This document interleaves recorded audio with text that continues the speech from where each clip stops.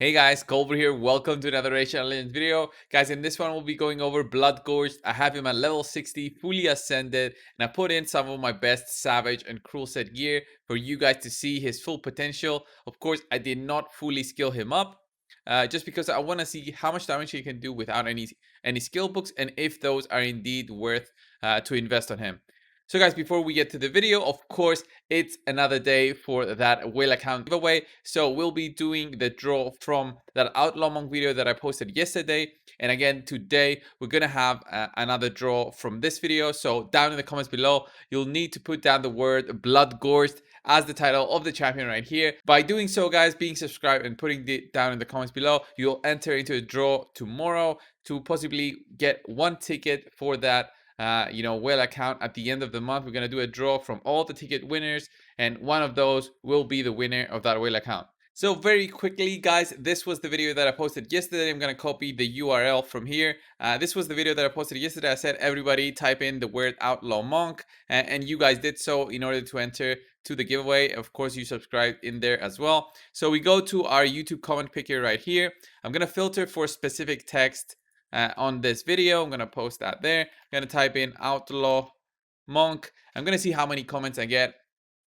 We should get a good amount of comments because I saw that like mostly everybody was doing what they've been told. So 488 comments. One lucky winner gets it, guys. And of course, I have that spreadsheet also available for you guys down in the pinned comment section for you guys to see who are the past winners, who won today, and who is going to win up until the end of the month for those tickets. So let's go get this one random winner and get on with the video. Let's get this notepad opened. And Jonathan Oldhams got this. So there we go. Jonathan Oldhams, good job, man. You got that ticket for the end of the month for that Twitch giveaway. So let's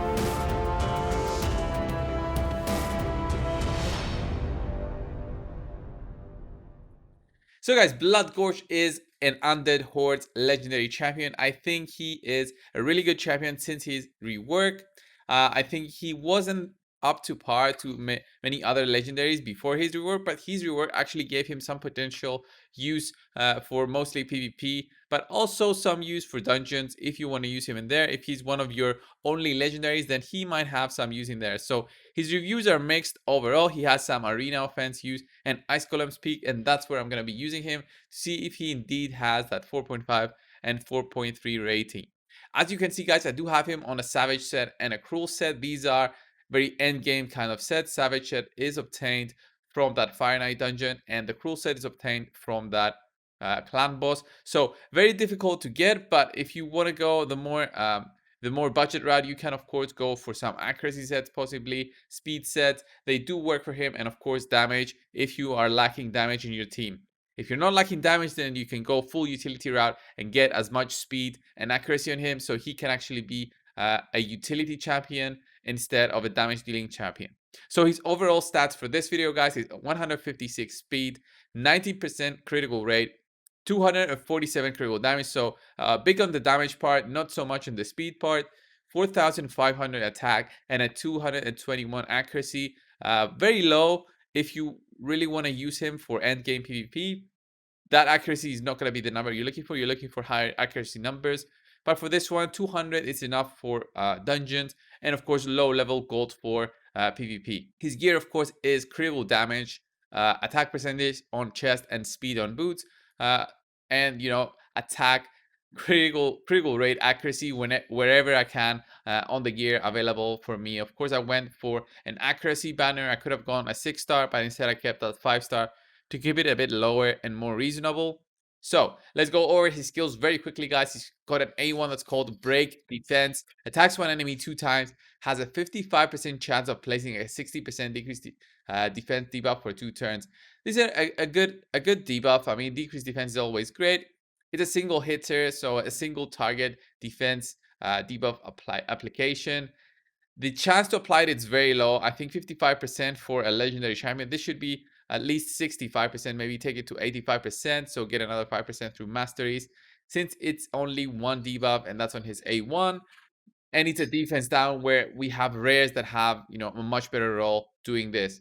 So nevertheless, it's good if you want to use him in some dungeons, and it's going to be useful for getting your damage numbers a bit higher. Raging Beast is his AoE. This was changed, if I remember correctly, in the recent patch. One of the recent patch, he got buffed. Attacks all enemies, puts one of each target skills on cooldown. So this is not like Warlord. He's not as strong as Warlord. Warlord is a void legendary champion that puts all of the enemy skills on cooldown. This instead puts only one. So possibly if a champion has two skills, only one of the two will be going on cooldown. It's cool, but I would prefer this as it's very limiting for a legendary champion. I would prefer this if this was not resistible. So you could go full damage potential on that Bloodgorged and actually get that target skills cooldown up and basically stop him from getting that skill going, instead of Warlord where he's more utility. He's got shields, he's got a ton of stuff. That's my deal on that. If you put some books on it, it goes to 3 turns cooldown, which is cool. As I said, I'm not doing the books on this champion because although they're, low, so 3 here, 4 here, and another 4 here, they're a bit on the low side in terms of legendary investment. I didn't want to do this because I want to showcase him without any books and see if he's indeed worth the booking. So Decapitate is his A3, attacks one enemy, will ignore defense. Enemies killed by this skill cannot be revived. So this is very important, guys. If you want to go for more, sniping route, you can use Decapitate. And if you do use this, then the Savage set and Cruel set are useless. So basically, you don't need those sets. But because I'm mainly going for that A2 for that nuking potential when I'm doing, my PvP fights, then I do need that Savage set and Cruel set to get those big damage numbers. Although those actually kind of negate the damage that you get from Decapitate, you could have instead gone full attack percentage there instead of going, the Savage route. You could have gone Cruel sets instead, which give more attack.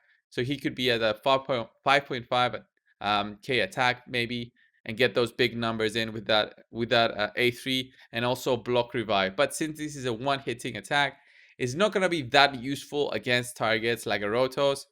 Other targets like a Trunda they'll be squishy either way with his A2, I think, because his A3, although he will ignore defense, Trunda, like targets like that, won't have that much defense. So we'll see that in the PvP.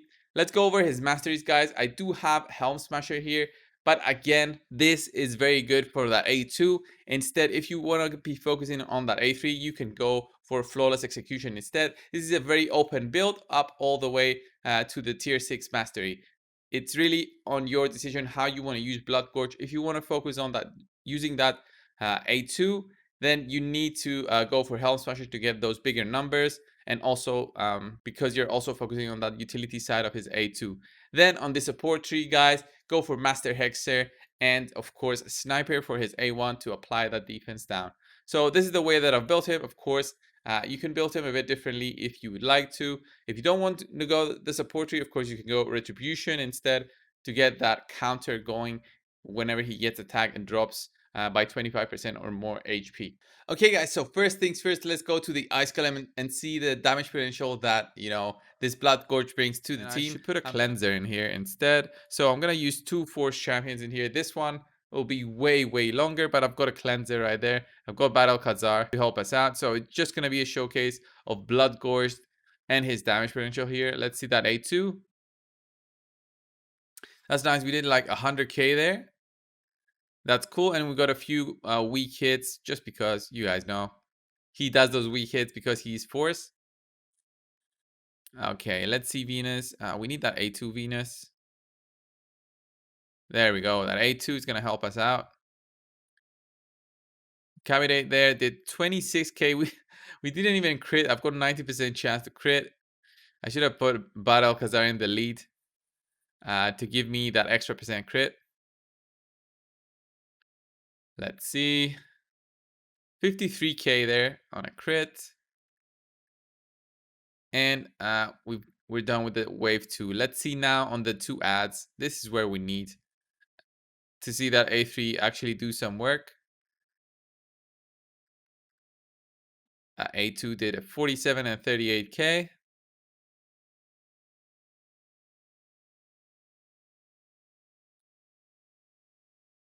There's that A2.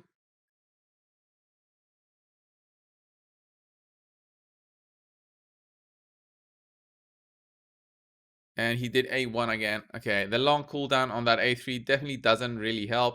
I wouldn't use Bloodgorged in any way for my teams. I've got, of course, better champions, but I think he's just a PvP champion here. If you don't have anything better, then okay, use him in the Ice Golem.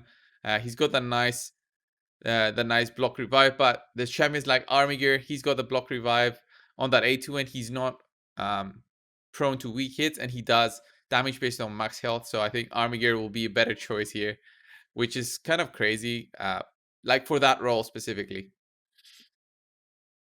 So this run goes for a bit longer than I would like to for an Ice Golem run, 2 minutes, 30 in an all end game kind of setup.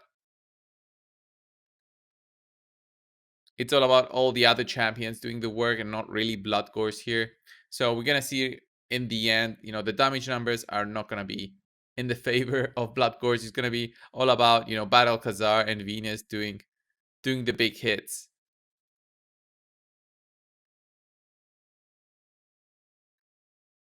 Look at that, 14k and NK. We got a weak hit there. All those poisons are gonna finish off the boss. There we go. Okay, yeah. You can see 902k.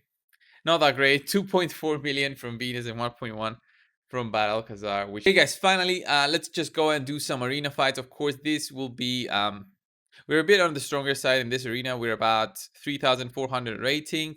We've got the speed advantage in mostly every fight, kind of in this rating. But still, let's put our defense down on everyone. Let's put a provoke just in case anybody wants to act. And on auto, Bloodgorged would do his A2 regardless of the enemies. So if he did his A3, I would have gone more attack based instead of, the gear that I picked already. So his A2, you guys are going to see how much damage we actually do here. 92 and 62k. Nothing crazy, but with the amount of gear that I had on any other kind of nuker, we would have gotten one shots there, especially on that Valkyrie and that Arbiter. So let's see. Torment finishing them off. So, okay, that healing might help us because now we're going to see if we can actually one-shot with our A3. There we go, 85k. That's really good. We also got block revived there.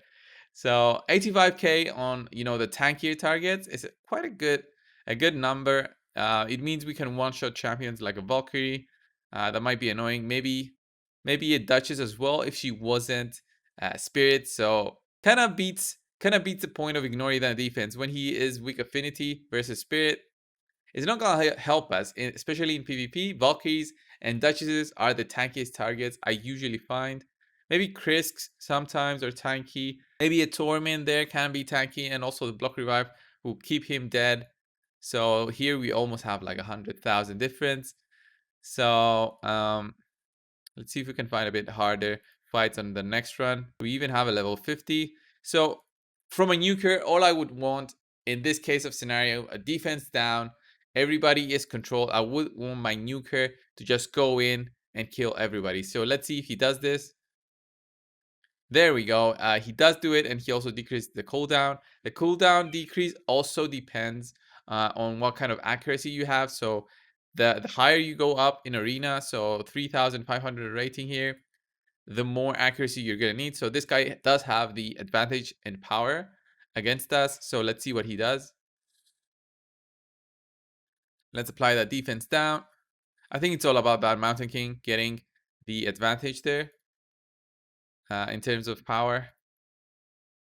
So it wasn't really the speed, the power of his team. So this is a very good scenario where the A2 is going to be really good for us because we want this team to lose some of their cooldowns. So let's see. We actually even killed them.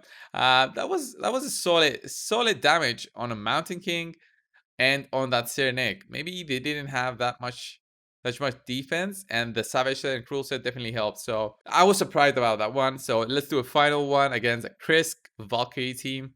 Very low power though this time.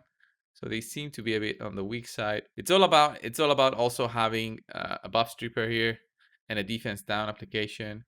Now we do have a shield there, but I think we'll be okay. I think we'll be okay. Let's see.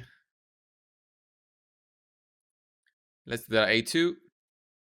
Okay, that increased cooldown definitely is gonna help. Chris did his A1. Let's see killing that Valkyrie on the next turn. Once we get our A3, I want to see a one-shot on the Valkyrie. Not a weak hit, please. We got a weak hit. So this is what I was telling guys. The weak hits on a Valkyrie and a Duchess is what is gonna kill this champion in PvP setups, and why you don't see him in there. Although he does have that block revive, it's a single target block revive, and he can get a weak hit on champions that are tanky. So that whole ignores defense part becomes redundant when those targets you can get a weak hit on, and it's gonna suck. So it's the third time that he died. This Valkyrie is quite strong, but yeah, Torment killed her. So guys, I think this was the video on Bloodgorged. What do you think of Bloodgorged? Do you have him? Do you use him anywhere else than the Ice Golem and Arena? Leave it down in the comments below, and of course join the giveaway if you want to get your hands on that account. Get a ticket for the November month end draw that I'll be doing on Twitch TV. There's a link down below, of course, for everything. Thank you guys for watching this video. Subscribe if you haven't already, and I'll see you in the next one. See ya.